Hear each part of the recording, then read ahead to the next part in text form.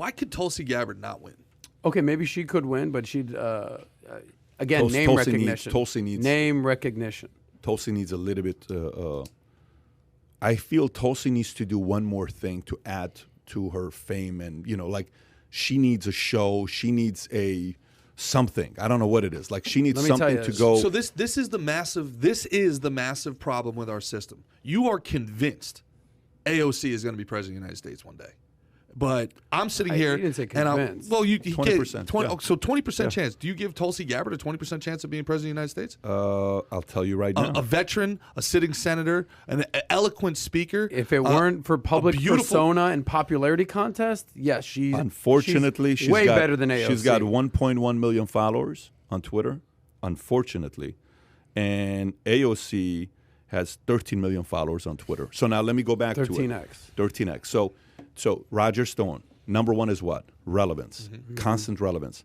She's not going to get relevance from mainstream media because they're not even going to give it the spotlight. They're just not going to give it to her. That's why Tulsi so needs what's to come she on gonna here. do? She needs to go. Next time she's coming to Florida, she's coming here. So you got what? She's going to go on Rogan. She's going to go on all this stuff, all these things. She needs another pop. I think she needs another pop. Like, Trump pulled from where? Trump pulled from billionaire. Trump pulled from wealthy people. Trump pulled from Apprentice. Trump pulled from New York. Trump pulled from all the after parties he did. Trump pulled from golf. Trump pulled from a lot of different places, right? Sure. Rock's going to pull from wrestling. Rock's going to pull from Hollywood. Rock's going to pull from bodybuilding. Like, I think she's not multidimensional enough today to pull. Yeah. That's the only thing I'm thinking about. And aside from that, somebody powerful needs to go and back her up. Yeah. Somebody needs to back her up. If that happens, she doesn't need the other part. But somebody needs to do that, and I just don't know if that's happening. That's a very dangerous place to be, man, because basically what you guys are saying then is that the mainstream media, the media apparatuses, are the people who choose who has access and who doesn't, right? AOC is on TV all the time because they put her on TV all the time.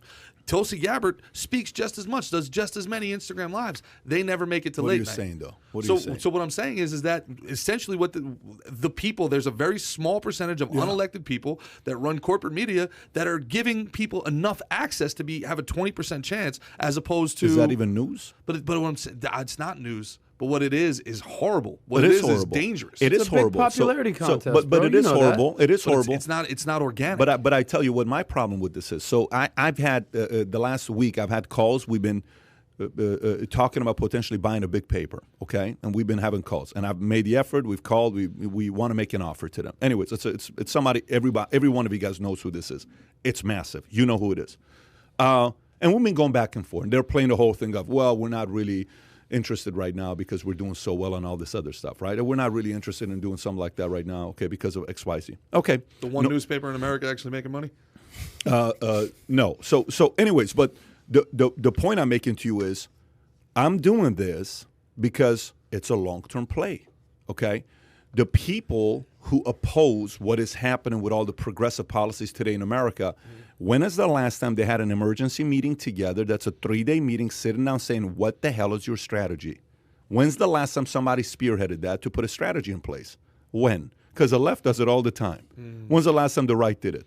When's the last time they got together and they said, let's get the biggest media guy, let's get a Tulsi in here, let's get a Rand in here, let's get a Ron in here, let's get all these guys in here. What do we need to do? Let's talk about a strategy. And somebody needs to be the strategy. Somebody needs to be the general manager, the head coach. Yeah. How about we did this? How about we did that? If that doesn't happen, all this other stuff is just a bunch of lip service. So you have to fight against mainstream media. They're not going away. You got to play your game. You got a Forbes magazine that sells to China for 95%. What are you doing? Like, how do you let a magazine like that go away? Fortune is now left. Money is now left. Inc. is now left. Forbes is now left. What the hell are you doing? Capitalism is about to be gone. So all of these small opportunities that keep going away, capitalists should buy all these magazines to keep this concept of capitalism going. Now you're hearing socialism's not a bad approach in Forbes magazine. You tell me how the hell that makes any sense.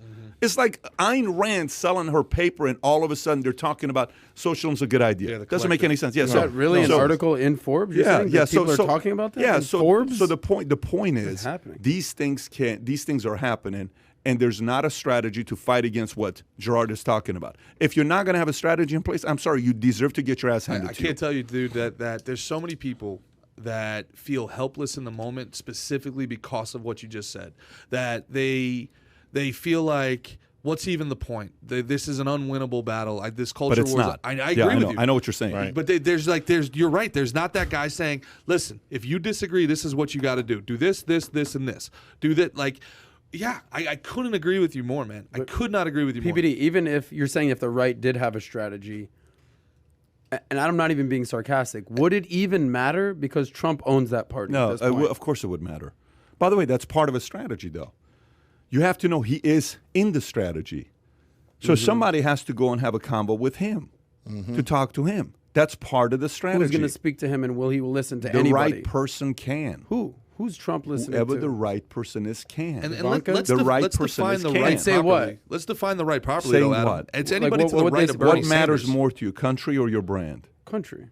No, not to you, to Trump. Somebody needs to have a conversation with him. That's actually a legitimate question. What matters more to you, your country or your name? That's the question I'd like for to Trump. hear his answer on that. I'd love to hear his answer because a follow-up question after that is what? Here's what's a follow-up question. So you ask the question, hey, President Donald J. Trump, what's more important to you, your last name and your legacy or your country? What do you think he's going to answer? What do you think he's going to answer? I think he's going to say everything that he's built, his legacy, his brand. I think he's going to say his country. I think they're intertwined. Yeah. Yeah. I think he's going to say his country. Then the follow-up question is what? Perfect.